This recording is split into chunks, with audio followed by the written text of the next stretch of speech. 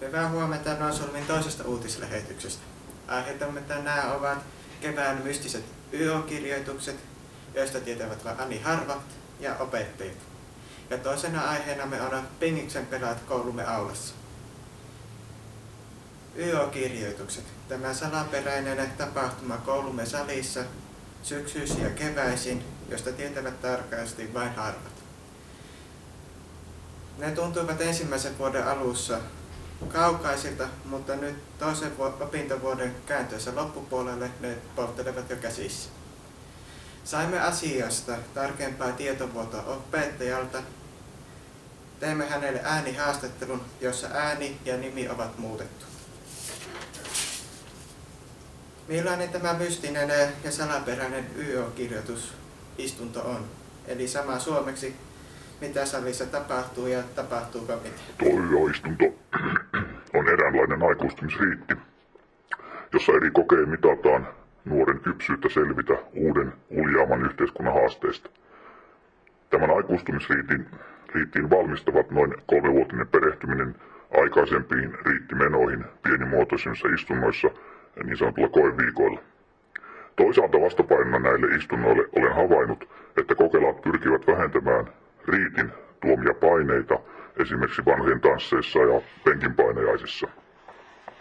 Ja sitten kysytte, mitä se on suomeksi.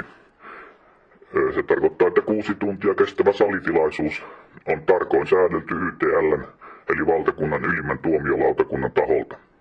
Muun muassa tutkittavien WC-käynnit suoritetaan tarkasti valvottuna, ettei minkäänlaista yhteisöllisyyttä pääse syntymään. Suurimpia yksittäisiä tapahtumia ovat kokeen aikana muun muassa kumin tai nenälinan putoaminen lattialle, josta kokeilas ilmoittaa häpeissään kättä nostamalla. Kokeilat saavat tuoda toistaiseksi omia eväitä saliin, mutta uusimpien aivodoping-uutisten tultua julki on mahdollista, että ne testataan etukäteen koulumme laboratoriossa, kuten laskimet ja taulukotkin. Selvä. Onko syksy- ja kevään istunnoissa eroja? No, olen havainnut, että niin sanotut helpot koeriitit, kuten esimerkiksi monille vieras vähemmistökielen hallinta ja sairauksien ennaltaehkäisytieto, tehdään pääasiassa syksyisin. Keväällä jätetään sitten enemmän valmistumisaikaa vaativat riittikokeet. Muutoin istunnot toteutetaan järjestelyiltään hyvin samankaltaisina. Miten paljon tehtävien vastausasteet eroavat kurssien kokeiden tehtävistä?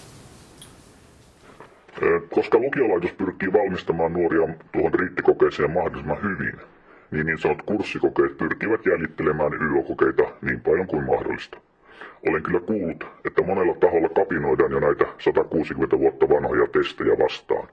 En kyllä ymmärrä, miten tuota aikuistumista voisi paremmin mitata. Johan sen osoittaa aiemmat tuloksetkin. Kaikki testin läpäisseet on yleisesti hyväksytty YO-aikuisiksi. Mitä arvosanaa pidät hyvänä? Mihin kannattaa tähdätä? Kaikki muut arvosanat paitsi improbaattor ovat hyviä, koska ne oikeuttavat käyttämään niin sanottua YO, eli ylen oppinut titteliä, osoituksena aikuistumisesta. Totta kai kannattaa aina tähdätä mahdollisimman korkeisiin arvosanoihin.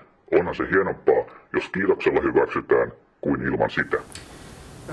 Onko kirjoitusten luonne tai haasteellisuus muuttunut urasi aikana? No, kuten jo totesin tuossa aikaisemmin, tämä 160 vuotta vanha riitti on säilyttänyt muotonsa upeasti vuositoin haasteissa. Vaikka ympäröivä yhteiskunta onkin muuttunut, perinteiset testit ovat säilyttäneet muotonsa ja asemansa. Millaisilla koneilla kirjoitukset tapahtuvat tulevaisuudessa? Ymmärtääkseni Mooren laki on voimassa koneiden osalta, mutta tämä YO-lyhennehän tarkoittaa alun perin yksin osaamista mittaavia testejä. Ennustaminen on vaikeaa, varsinkin tulevaisuuden ennustaminen tässäkin tapauksessa, niin kuin poliitikko aikoinaan sanoi. Paljon on epämääräistä tietoa kuullut tästä suomalaisriitin muuttamisesta somelaisuuden mittaamiseen. Jopa ylintuomiolautakuntakin YTL viestittää riitin mahdollista muuttumista nykyisin vain somelaisille, eikä meille suomalaisille ruohonjuuritason testin järjestäjille. Uskoisinkin, että YO-lyhenne säilyy, mutta riitti muuttuu somelaisten yhteisosaamista tarkoittavaksi. Kiitos haastattelusta, Seppo. Kiitos, Nyt se paljastui. Pahoittelen Seppo-asiata.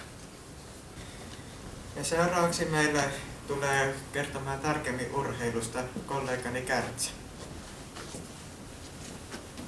Terve Kärtsä. Morjesta Jonsu ja hyvää huomenta teillekin. Sinulla olisi jotain kerrottava tää pingiksen pelaamisesta. Kyllä, nimittäin klassikan aulassa pomputellaan hyvinkin paljon välituntisin ja hyppytuntien aikana sellaisia pieniä keltaisia palloja. Selvä. Minä jätän älytaulun sinun haltuusi nyt.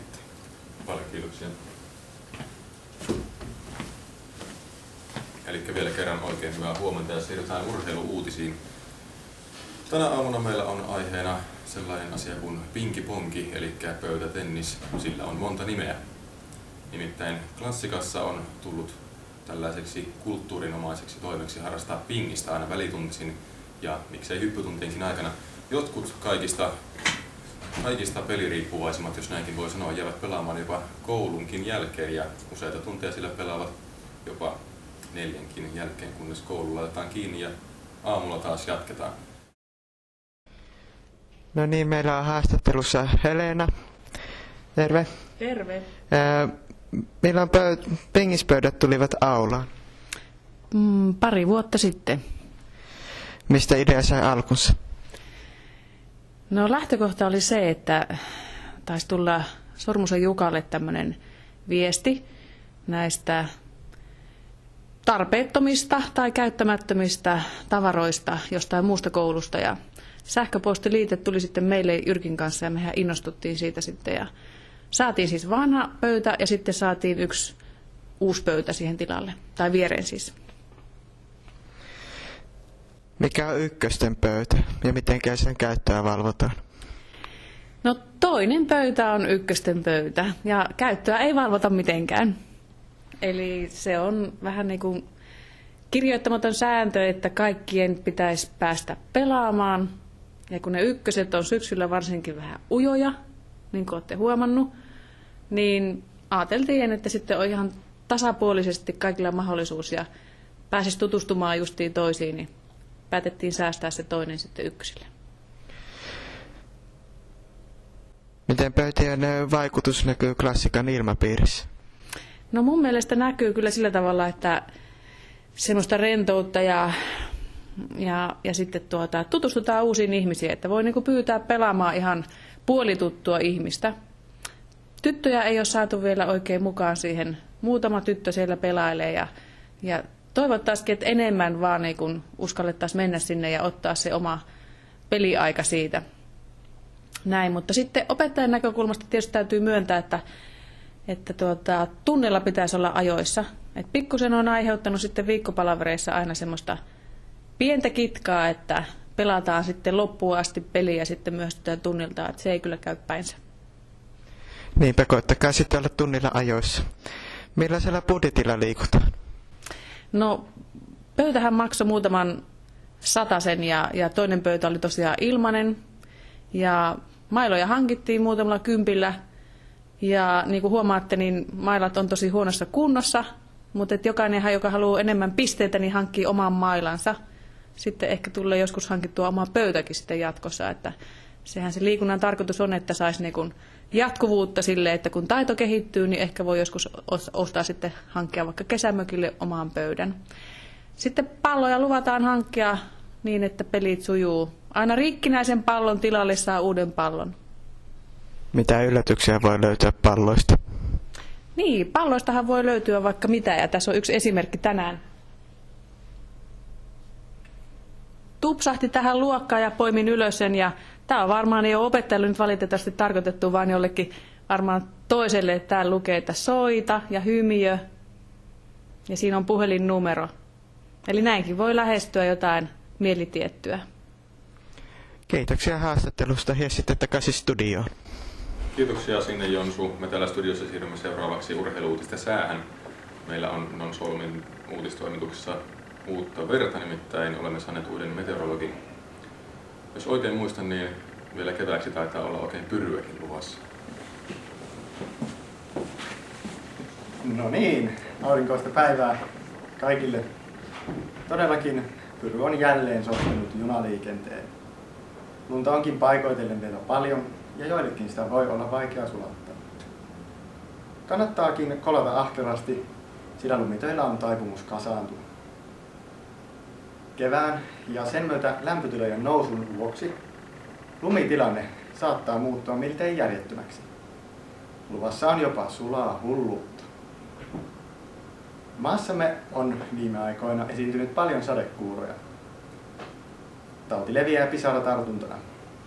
Sadekuurojen lisäksi esiintyy paljon lumisokeita. Lumisokeiden määrän kehitys jää kuitenkin nähtäväksi. Ensi kuusta ennakoidaan poikkeuksellisen sateista ja sen myötä ihmisten viikonloppusuunnitelmat saattavat vesittyä. Esimerkiksi tulevan kuun juhlista ennakoidaan ennätyksellisen kosteita. Luvassa ei siis mitä todennäköisimmin ole lipaton toukokuu. Ja sitten paikallissää. Seuraava varoitus. Kouluamme on vaivannut jo pian lukuvuoden ajan erittäin ärhäkkä ukko. Tutkijat arvelevat sen tulleen Kanadan suunnalta. Koulumme kieliluokissa sen sijaan on ollut poikkeuksellisen rauhallinen sää viime aikoina. Mutta niinhän se menee, että mörskyn jälkeen on outo sää. Myöskään koulumme matematiikan luokkiin kevät ei todennäköisesti juurikaan vaikuta. Luokista vakuutetaan, että vaikka lämpötilat nousevat, he laskevat. Toimitustamme on puolestaan vaivannut erittäin kuiva huumori. Tähän ei odoteta muutoksia lähiviikkoina. Tälle kuivalle huumorille uusi meteorologi on ollut viimeinen pisara. Tähän loppuun haluan vielä antaa vinkin tuleville abiturienteille. Jos haluatte välttyä tämän kaltaisilta kiusallisilta, jopa jäätäviltä tilanteilta, poistukaa koulusta hyvän sään aikana. Ja seuraavaksi illan elokuva Taru Sormusen herrasta ja yksi Torniainen. Hyvää päivää.